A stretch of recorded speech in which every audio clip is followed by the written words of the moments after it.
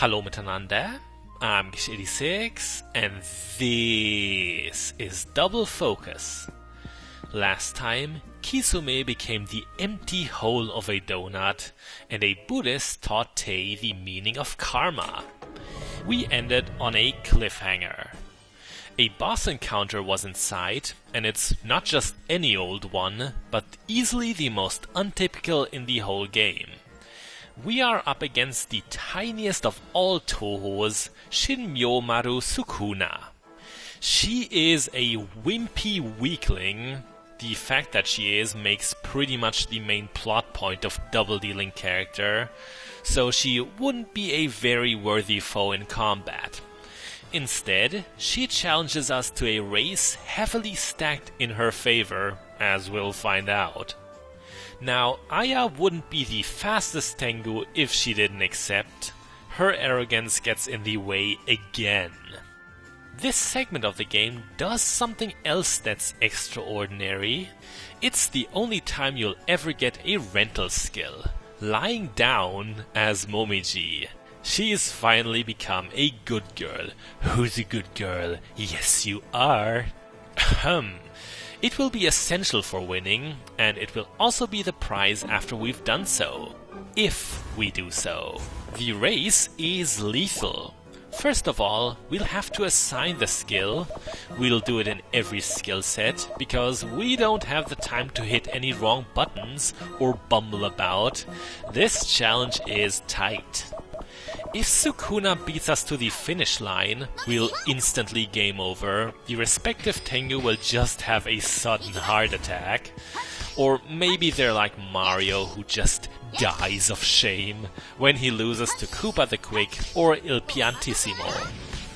Very important, take a picture of Sukuna here when she's wheezing. You can't just make your photos whenever. There are only 2 opportunities. We have to wait on our tardy zombie here. That made us fall behind a little, but don't worry, nothing is lost yet. Coming up is a shotgun-wielding fairy, against who we can use the oldest of all speedrun strategies, taking damage to save time. Oh yes. It is head-to-head right now, and that is great for us, because on the last meters, Sukuna does some stupid, comical, and honestly adorable mistakes. We'll wait a moment for her, then we take the second photo, and win. There are 2 separate Snap Archive entries, as every boss has them. Can Sukuna's race be called a boss fight? In my opinion, yes, it is the second hardest encounter for me. You're going to have to try and fail a few times at this obstacle course. A lot of it is about routine and muscle memory. Do a more than minor mistake and it's over for you. The formerly hysterical Sukuna has learned to trust us and will take residence on Momiji's head. To drop and crawl into passages, she needed a little dwarf on the noggin. Don't ask me why when Momiji could just do it on her own. She simply does now. With that, we receive the proper skill for lying down. The rental version is discarded. That also means we have to edit our skill sets yet again. It's a bit of work, so bear with me. Zombie Ride, for example, doesn't have to be in multiple sets anymore. That's another preparation I made for Sukuna's race. I can't stress it enough, you have to take the Inchlings challenge very seriously. There's a big difference between it and your average boss fight. Do a string of mistakes in one of those, and a cure book may still save you. Mess up in the race, and no cure book will ever get you back the time you've wasted. So what do we do from here? I had to check, wasn't sure myself. Daijose is just above us, but we're still miles off from completing her kill quest. Upon getting Sukuna's ability starts what I like to call the first noteworthy cleanup phase of Double Focus. It is the moment when it makes sense to go back to older areas and scrounge for objects you couldn't get but remembered were there, and now you can. In genre Godfather Super Metroid, this happened right after getting the power bombs. Then old and blocked off Criteria and Brinstar became available again. Our first stop is the room I warned you so strictly about. It doesn't look so bad right now, except for the hazardous Mountain Dew flavored jello and the numerous spikes. Those are not instant death spikes, thankfully. Coming up is a jumping puzzle that may stump you. The solution? Aya's feeble flapping. It must be like one of the 2 times in the game where that move is actually sensible. I wouldn't hold it against you if you forgot you had it. So what makes this room oh so devious? Simple. Once you grab the portal book, you are trapped. If you can't crouch into low passages, you only have 2 options. Use the portal book you just got, or suicide on these spikes. I picked option 2 when I first got tricked. Very mean, a very naughty thing to pull, AquaStyle, but also an imaginative design decision. I wouldn't be able to think up such a room, no. I am absolutely not at all the kind of person to claim I would make the best game, when I've never made any so far. We've almost seen everything Fairy Tail area has to offer. Still not filled out on the map is a passage to the left of Sukuna's arena. We ignored it even though there wasn't anything keeping us from there specifically. We are going to reuse our boss teleporter and take a look. I've never mentioned it, but there are some statistics on the map screen. How much of the game has been explored, and the rate for collected items. Currently, we have 64% of the map uncovered, and 60% of all there is to pick up. It is a good ratio. That the numbers are so close together is a testament to our treasure-finding diligence. Speaking of treasures, there are some hidden in the treetops. I mentioned this kind of secret in a remark last episode, but I was looking in the wrong place. My brain got mixed up, I suppose. This set of rooms was what I was thinking of. Sukuna helps us crawl some more, and to a big surprise, this links up with the base camp of all places. The Inchling is needed to reach a new zone, but it's somewhere else, not at our hub, which would have been the safest guess. Let's have a casual chat at the boss refight gathering spot with our newest ally. A cute little detail, once this place becomes more crowded, the other bosses may butt into your conversations, like cheeky Sega does here. She would have just won the race by cheating. That's who Sega is. By the way, I recommend you utilize the refight function for the perfect victory on the obstacle course. But best wait until you have the passive that conserves Aya's stamina. That is how I got my own trophy. It'll save you so much time fighting those fairies, and you won't have to tank through them just to be faster. We saw lots of treasure icons in the lower regions of Desert Area, and we can now reach all of those. The most important one of them is down here, a juicy Book of Souls. I've praised this room as being very valuable. The reason is just to the left. No, we did not overlook Reisen Udongi in Inaba the first time we went here. She is the new arrival, triggered by meeting Tei. Her mission? To retrieve the rascally rabbit for a scolding. We tell her that we've met the very same and, let's say, taught her some discipline. From there, the conversation goes into an unexpected direction. Perhaps you thought we had to bring the 2 girls together. No, Tei will stay broken and forgotten for the rest of the game.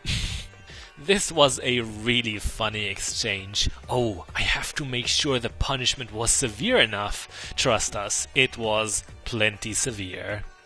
In the end, we get Reisen Summon Rabbit Turret. This may be a very good skill, but one that I criminally underutilized in my first playthrough. It was about this point that I felt Double Focus had given me too many options, so from there I mostly stuck to what had worked well in the past. Once set down, Reisen and her clone will fire 5 times each. The Standing Moon Rabbit is very good at taking out flying enemies, whereas the Kneeling one will shoot straight ahead, a more universal angle. Their absolutely not suppository-shaped bullets are decently strong.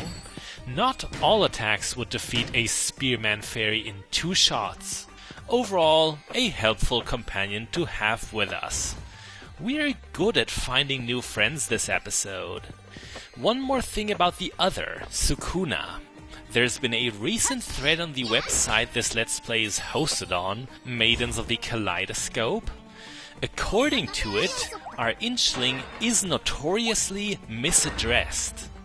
Sukuna is actually the surname. Properly, we should be calling her Shinmyomaru. Apparently almost no one does, it's just too much of a mouthful. I'm also guilty of a second naming mistake. Our personal Jiangxi shouldn't be Miyako, Yoshika is the first name. I hope the dozens of times that I already got it wrong in the LP didn't drive any of you crazy. What can I say, I'm just so used to Miyako. Miss Sukuna had helped us get a trio of Cure Book pluses. There's also a place in Castle area we could bring her. It'll solve an old problem, but I didn't remember during this recording. It is boldly noted for the beginning of the next episode. To move the adventure itself along, we had to enter desert area directly without the use of portals, and squeeze through an unassuming tunnel, one that doesn't seem mandatory. Nonetheless it is. It leads us to a secret goodie and an ominous door. What lies behind it? A place that couldn't be more different from the desert. Venice, pretty much. Aya is not even able to give it any stupid names. Momiji just takes command and kills Double Focus's running gag for good. Nobody ever showed up for its funeral. Water City area is dangerous. The increase in difficulty is going to be very noticeable. There are some mighty enemies around, not quite here, but once we move on, we see this scary fellow. Hope you're no camp counselor, because those are Jason Voorhees fairies. Oh yes, rated R. Well, almost. They're censored in that it's just pink cake frosting on their machetes. Jason fairies are very unique in a single regard. We just defeated one without much problem. Or did we? They can never be truly taken out, only temporarily incapacitated if you deal enough damage. It makes sense. A billion movies couldn't kill Jason. We shouldn't be so arrogant to think we'll be the ones to get rid of him. The next room is full of terrorism. Guy Fawkes fairies will lob Renaissance grenades at us.